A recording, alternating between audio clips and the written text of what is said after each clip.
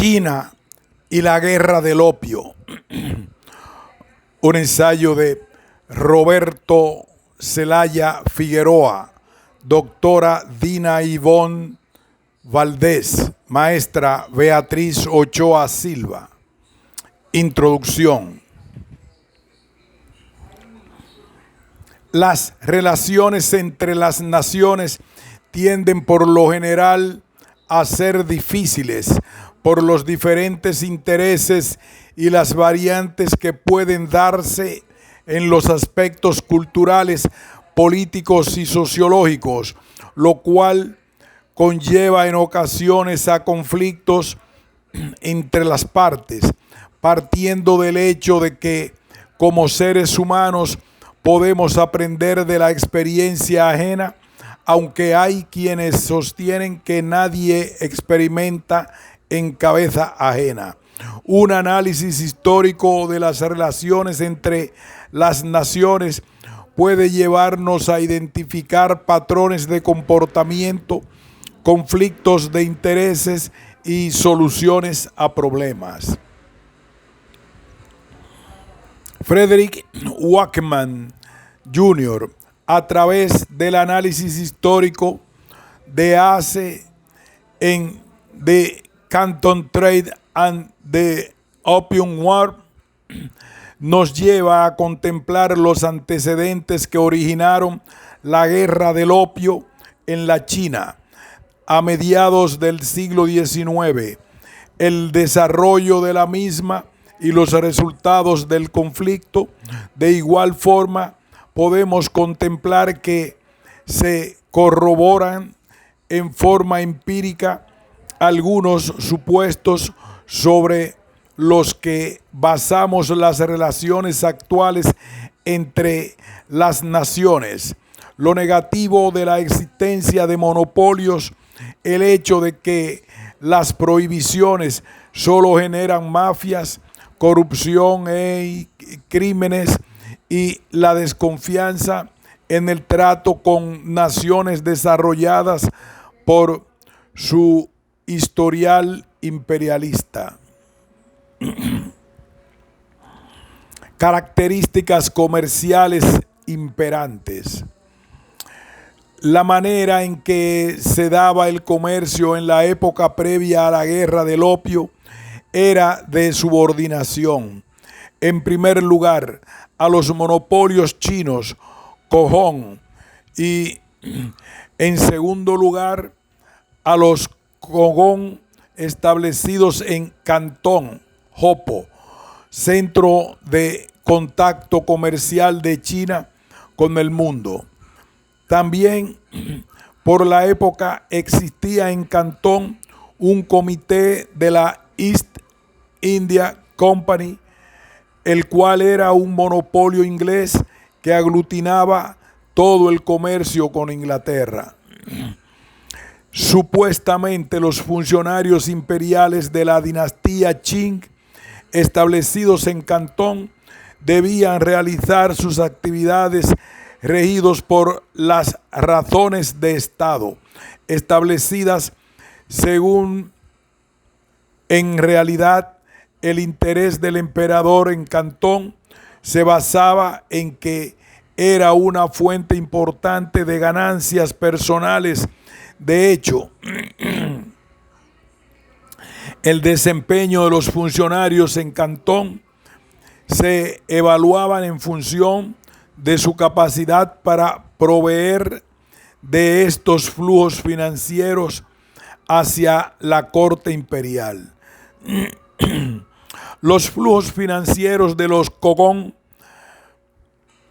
provenían especialmente del comercio del té y telas a los monopolios establecidos principalmente en la East India Company.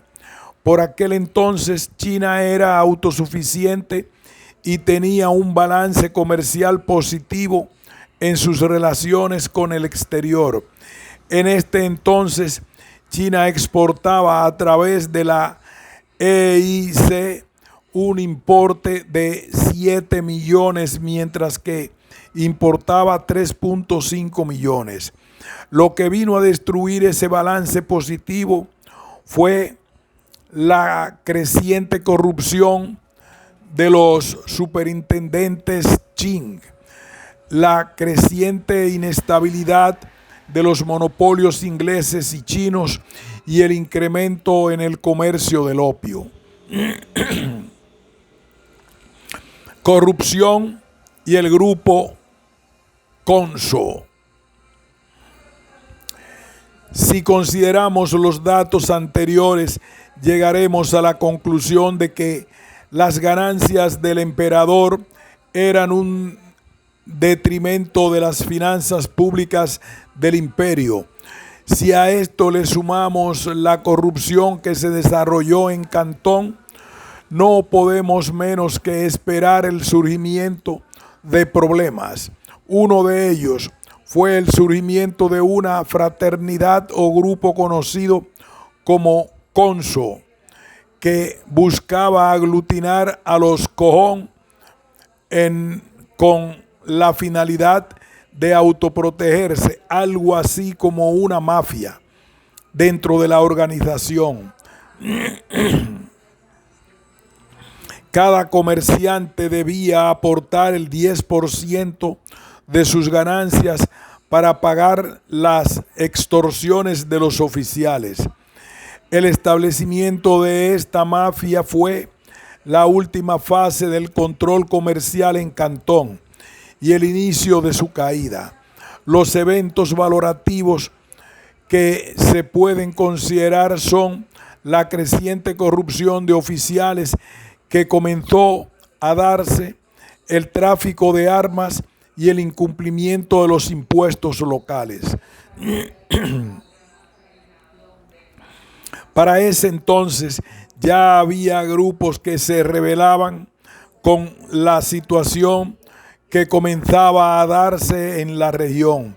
Uno de estos fueron los rebeldes White Lotus, los cuales asediaron la región de Chentuan-Hupei de 1795 a 1803 y que obligaron al emperador a emprender acciones para su eliminación. Claro esté que estas acciones requerían recursos de todos, incluyendo los Cojón, cuyos pagos los efectuó el Conso. Monopolios ingleses y chinos. De los datos anteriores se desprende que en China había dos grandes monopolios, los Cojón, agrupados en el Conso, y la East India Company, EIC. Para 1783, la EIC había crecido y fortalecido en China a tal grado que sus dirigentes no creían que los Hopo pudieran crear algún grupo con la fuerza suficiente para que se les enfrentara. Con todo y eso, las ganancias de la EIC no eran del todo espectaculares. Entre 1780 y 1790 fueron menos de 2 millones de libras, pero el gobierno inglés la mantenía ya que necesitaba los flujos de recursos que le proveía para financiar su reciente conquista de la India, aunque esto no fue ningún impedimento para que se dieran enriquecimientos particulares entre los funcionarios de la misma. De la India, la EIC comercializaba algodón, opio y especias a China, cuyos recursos obtenidos iban a parar a Londres. Con todo y esto, había una disparidad con el comercio con China, ya que el consumo de té por parte de Inglaterra superaba con creces el comercio con China. En otras palabras, Inglaterra no había encontrado un producto que pudiera comercializar con China para que le proveyera de flujo de recursos necesarios para comprarles posteriormente té. El fin del monopolio. El crecimiento tanto del monopolio inglés como del chino y de sus interrelaciones comerciales comenzó a asemejarse a un macromonopolio de facto creado entre el Conso y la East India Company. Para 1785, los primeros comerciantes americanos llegaron a China. Como la guerra de independencia había terminado, el país estaba en condiciones de iniciar sus relaciones comerciales con otros. Este ingreso de actores adicionales al comercio en Cantón hizo que los monopolios comenzaran a debilitarse. Otro aspecto que afectó a los monopolios fue el cese de adelantos que se daban a los Kogón. Cada año la EIC daba un adelanto a los Kogón a cuenta de las cosechas siguientes, con lo que aseguraba la relación comercial exclusiva y excluyente entre ambos bandos. Pero como el comercio del té era tan estable, los directivos de la EIC decidieron que no era necesario dar esos anticipos, con lo que la relación monopólica comenzó su debacle. Otro aspecto decisivo en el fin del sistema monopólico fue la abolición en 1813 por parte del Parlamento inglés de la EIC en la India, aunque se permitió operar todavía a la EIC en China, ya no contaría con la de la India para sus relaciones.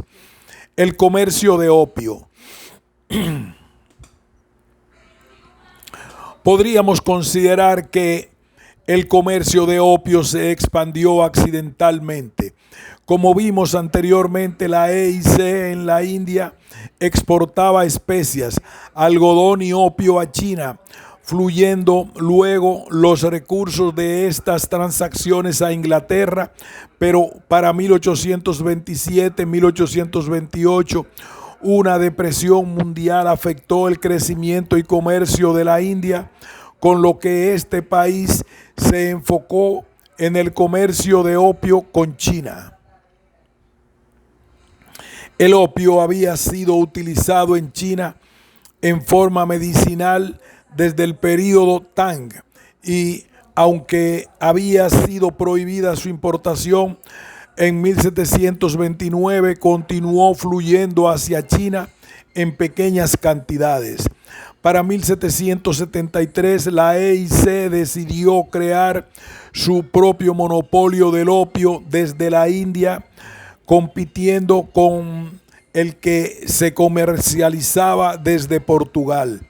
Esta competencia hizo que los precios disminuyeran, se incrementara el consumo y creciera constantemente la demanda. Para 1836, el flujo de opio de la India a Cantón era del orden de los 18 millones, convirtiéndolo en el producto comercial estrella del siglo XIX. Después de siglos de comercio, Occidente había encontrado por fin un producto que solicitara a China en cantidades suficientes para proveerles de los recursos que necesitaban. Otro efecto de este incremento en el consumo del opio por parte de China se dio en el hecho de perder el equilibrio positivo comercial que China guardaba en su comercio exterior. Durante la primera década del siglo XIX, China tuvo un superávit comercial de 26.000 millones, pero de 1828 a 1836, dicho balance se había tornado negativo, arrojándole un déficit de 38.000 millones. Para 1833 se llegó la fecha decretada para la abolición de la EIC en China, 20 años después que en la India, con lo que se esperaba se diera un empuje al libre comercio entre los mercaderes de Occidente y China. Pero China tenía otro punto de vista, ya que su economía continuaba siendo cerrada a Occidente. De hecho, las restricciones comerciales con Occidente permanecieron y los comerciantes fueron mantenidos fuera de las murallas de la ciudad. A pesar de ello, Occidente, en la voz de Inglaterra, no iba a dejar escapar un mercado potencial de 400 millones de consumidores. A pesar de los intentos diplomáticos efectuados por Inglaterra en 1793 y 1816, China permanecía casi cerrada al comercio exterior, de más de que todo comercio exterior se hacía en Cantón con las consabidas mafias creadas por los monopolios chinos. Fue entonces que comenzaron a oírse voces que decían que si la diplomacia no era efectiva, entonces no quedaba otra más que la guerra para abrir China al comercio, al libre comercio, sin restricciones ni mafias. Poco antes de la guerra del opio, 1839-1842, las premisas chinas sobre su superioridad no se ponían en duda. Se consideraban mejor preparados para la guerra, mejor civilizados que los bárbaros del exterior y con un comercio fuerte respaldado por productos solicitados por toda Europa. Claro está que estas premisas no eran del todo ciertas y en algunos casos totalmente erróneas. El asunto Napier. Para tratar de que China se abriera al comercio, Inglaterra envió a William John Napier, solo que los funcionarios chinos tenían prohibido relacionarse con los funcionarios occidentales, por lo que Napier no fue recibido en Cantón cuando quiso entrevistarse con el gobernador general. Napier no aceptó la negativa y llevó 2 naves a las puertas de Cantón, enviando tropas por tierra para forzar su recibimiento y aceptación de las condiciones inglesas sobre el comercio. El gobernador ordenó detener todo comercio, bloqueó las fábricas y esperó a que Napier desistiera. Napier enfermó de malaria sin lograr que sus peticiones fueran atendidas, muriendo el 11 de octubre. Este hecho convenció a los oficiales chinos de que la superioridad de ellos y de la fortaleza ante los bárbaros, es decir, les dio una confianza sin sustento. Por otra parte, mientras la EIC estuvo funcionando como monopolio entre China e Inglaterra, los precios pudieron ser controlados.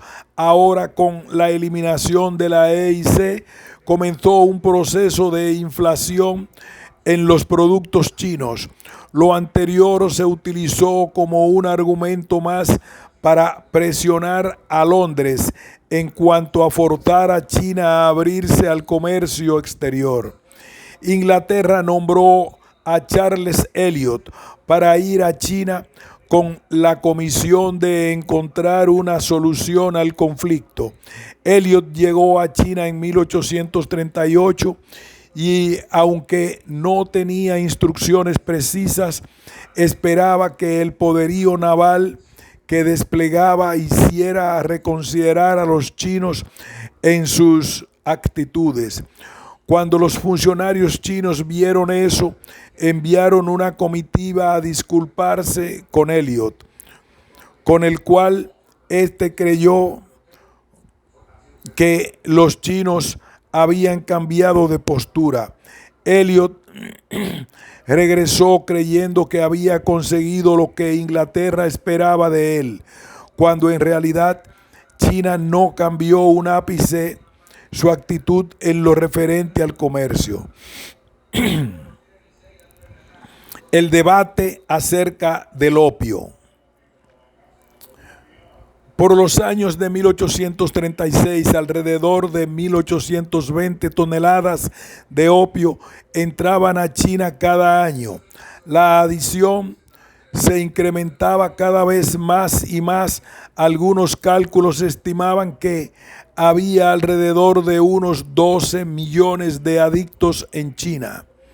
Este problema en el consumo del opio en China comenzaba a tener consecuencias en los fondos de recursos, a las arcas imperiales y a las gubernaturas locales. Como cada vez salía más dinero de China, la moneda se devaluó, generando inconformidad en el pueblo y los comerciantes. Por otro lado, la intoxicación de la gente con opio daba pautas a que voces en el gobierno imperial se pronunciaran en contra del comercio y consumo del opio. El imperio estableció patrullajes especiales para detener al contrabando de opio, con lo cual solo generó más corrupción y problemas en ambos bandos, ya que en ocasiones estos oficiales eran atacados para robarles los cargamentos. El opio había sido tratado de prohibir en el siglo XVIII sin lograrlo, por lo que pronunciamientos como los del Su Nai Chi iban más enfocados a la legalización del comercio y consumo del opio. Su argumentación, que podemos referenciar con las argumentaciones actuales respecto a la legalización de la droga, giraba principalmente en señalar que las prohibiciones no habían tenido gran efecto en el comercio y consumo del opio, mientras que sí habían generado corrupción y mafias, lo cual era mucho más negativo para el imperio.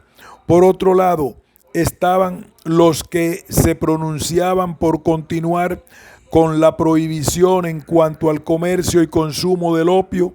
Su principal argumento era que el hecho de que las leyes se violaran no debería dar pauta a cambiarlas e inclusive eliminarlas. Esta última postura fue la que convenció al emperador, el cual redobló los esfuerzos por eliminar el comercio de opio. Para 1838, a la vista de los pocos resultados obtenidos, gente como Huang Chuen-tzu se pronunciaron por implantar la pena de muerte de los consumidores de opio, argumentando que la única forma de destruir ese comercio ilegal era eliminando de raíz el problema. Claro está que no se aceptó su moción, sino que se continuó con la postura de enfrentar a los contrabandistas. Lin Se-tzu fue comisionado para llevar esta delicada misión. Para Lin Se-tzu estaba claro que la guerra del opio se ganaría aplicando mano firme a los contrabandistas, fueran nacionales o extranjeros, y ayudando a los consumidores a rehabilitarse, algo similar a las posturas actuales respecto a la droga. Esto último mediante una concientización moralizadora. Acciones en Cantón. Las medidas enérgicas no se hicieron esperar y los arrestos comenzaron a efectuarse. De hecho, se creó un comité para la supresión del opio con poderes para arrestar a quien contrabandeara ese producto, tal y como se había definido en la mente de Lin Se-xiu. Los arrestos debían hacerse todo aquel relacionado con el comercio del opio, fuese nacional o extranjero. Esto dio pauta al arresto de ingleses relacionados con el opio, entre los que destaca el arresto de Lancelot Dent, presidente de la Cámara de Comercio británica. Ese tipo de acciones, embargos y destrucción de cargamentos de opio con las consabidas pérdidas para las arcas inglesas y el arresto de ciudadanos ingleses hicieron que Elliot comenzara a vislumbrar problemas en su relación con China. El camino a la guerra. Mientras que las acciones enérgicas contra el comercio de opio comenzaron a dar frutos, el gobierno inglés comenzó a ser presionado para que otorgara protección a sus ciudadanos ubicados en China, lo cual planteó problemas en cuanto a la determinación de jurisdicciones. Las medidas emprendidas en China obligaron a que la comunidad inglesa se mudara a Macao, ya que su seguridad no estaba asegurada en China. Elliot encaminó sus barcos hacia Hong Kong, esperando una recapacitación del funcionario chino, lo cual no obtuvo ante la falta de provisiones, y no pudiendo regresar, Elliot intentó desembarcar por la fuerza mediante unos disparos de sus barcos, rompiendo el escuadrón chino que le acercaba el paso. Aunque se dieron unos disparos, no se puede considerar propiamente que la guerra había empezado, pero sí que ambas partes se encaminaban hacia ella. Lin Se-xiu envió una carta abierta a la reina Victoria, entonces soberana de Inglaterra, en la cual le solicitaba vehementemente detener el comercio del opio, señalando que había sido mal informada de la situación en China por gente como el capitán Elliot. Mientras tanto, flotillas chinas se comenzaron a desplazar para detener la incursión de Elliot. Elliot asumió que los chinos se preparaban para atacar, con lo que se movilizó río arriba en noviembre de 1839. A pesar de ello, hubo escaramuzas entre los barcos chinos e ingleses que arrojaron el hundimiento de 4 barcos chinos en lo que se conoció como la batalla de Chuen Pi. Con todo y eso, los informes de Lin hacia el gobierno imperial no podían ser más optimistas. La de señalar que los bárbaros occidentales no sabían usar la espada, que estos no eran rápidos en sus movimientos, señalando la causa de ello, la vestimenta ajustada de los ingleses, y concluyendo que podrían ser controlados sin dificultad alguna. Contrastando con la eficiencia del ejército inglés, la armada del Imperio chino estaba prácticamente desarmada y muy mal entrenada. Tal vez por ello se optó por reclutar gente de las localidades para que ayudaran a detener la incursión de los ingleses.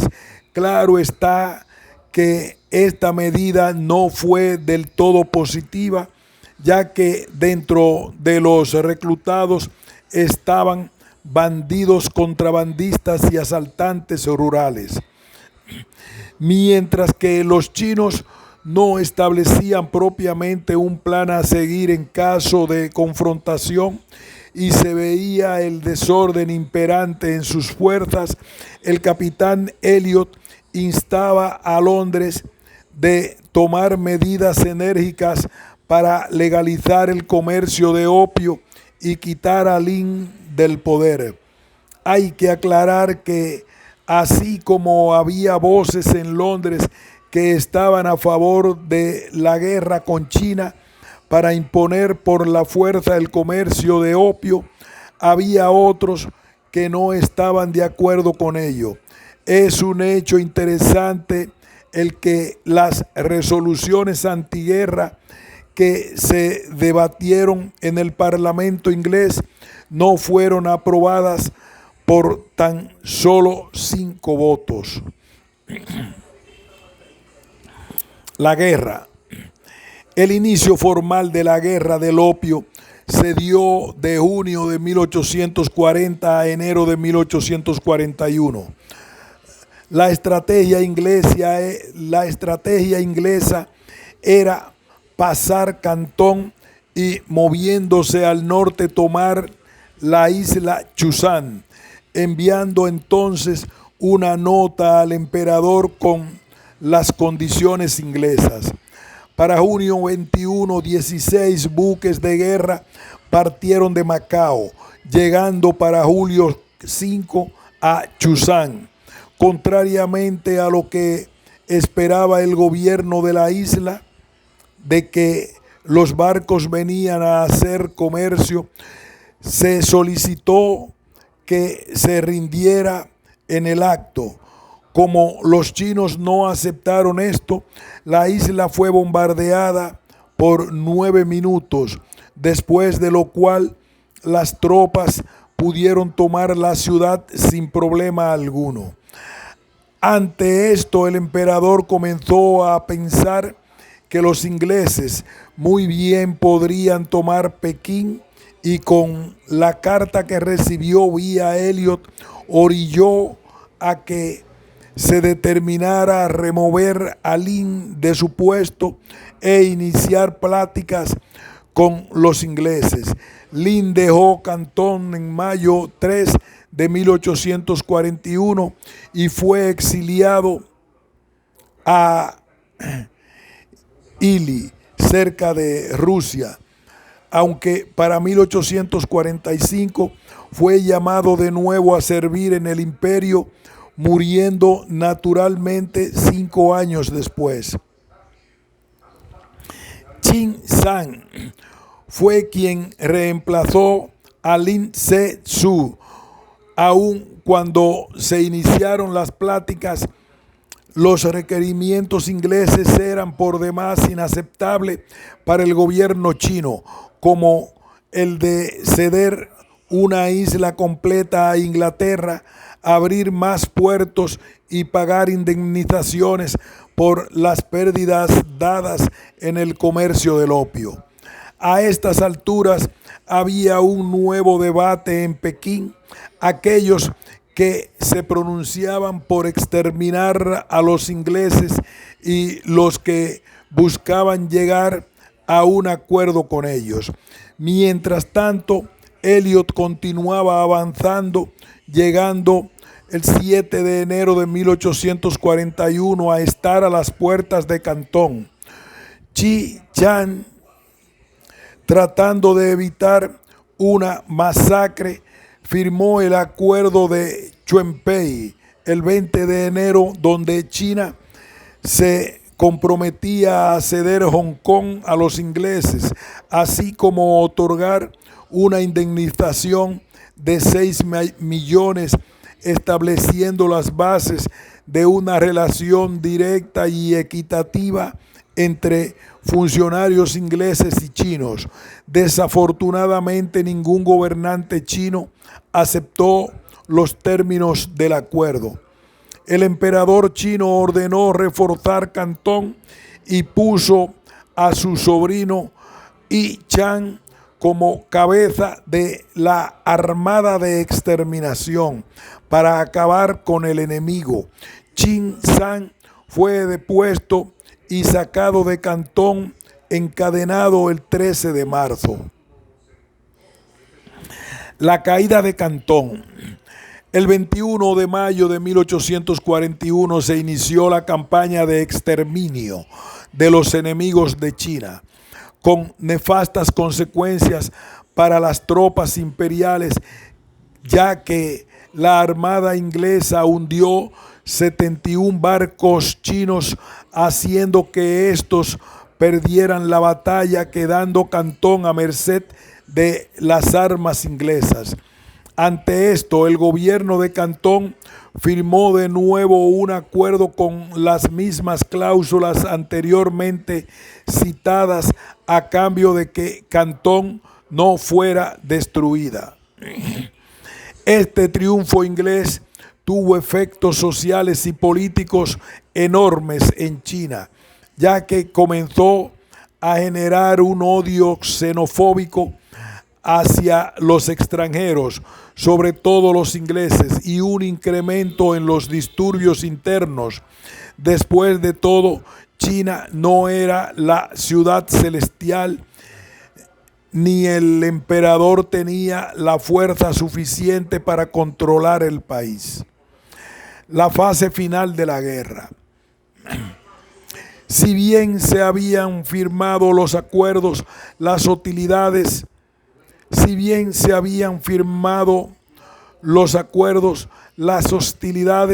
no habían terminado del todo.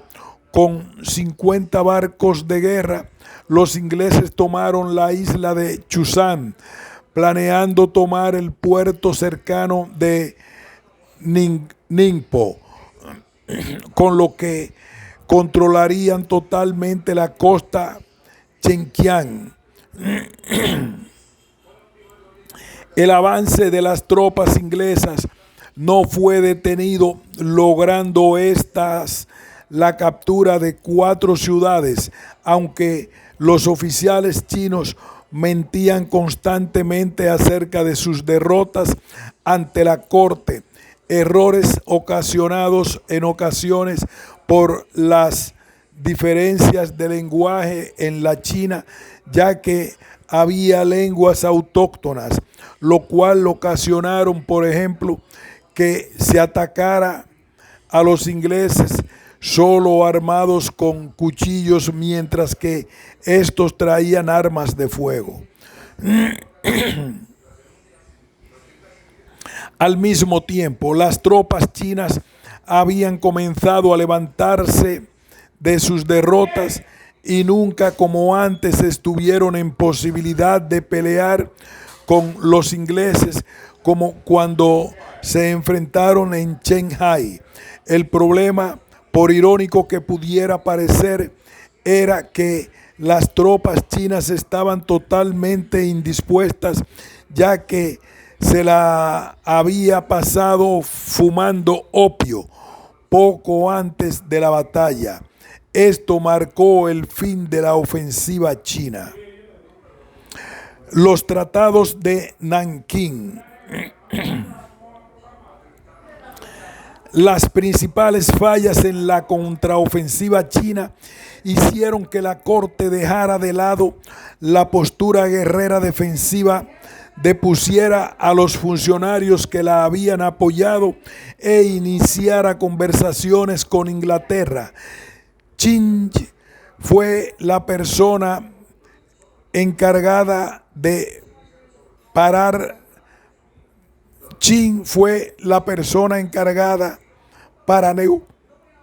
negociar la paz con Inglaterra en Chenquián. A pesar de la resistencia imperial a ceder a las peticiones inglesas, la argumentación de Qin de escoger entre la guerra y la paz hizo que el 15 de julio el emperador cambiara de parecer y le otorgara a Qin Jin plenos poderes para llegar a un acuerdo con los ingleses. En otras palabras, China estaba cediendo las condiciones a las condiciones de Inglaterra. En las negociaciones efectuadas en Nankín en el verano de 1842 y firmadas el 29 de agosto de 1842, se establecieron las bases de la nueva relación entre China y Occidente y las nuevas condiciones del comercio internacional, a saber: 1. China indemnizaría a Inglaterra con 21 millones. 2. 5 puertos serían abiertos al comercio: Cantón, Amoni, Fuzhou, Ningpo y Shanghái. 3. Las relaciones entre funcionarios ingleses y chinos se daría en igualdad de condiciones. 4. Habría consulados ingleses en cada puerto. 5. Se aboliría el monopolio cojón. 6. Se pondría tarifas uniformes a la exportación y a la importación. 7. Hong Kong sería cedida a Inglaterra. Fin de este ensayo sobre la guerra del opio.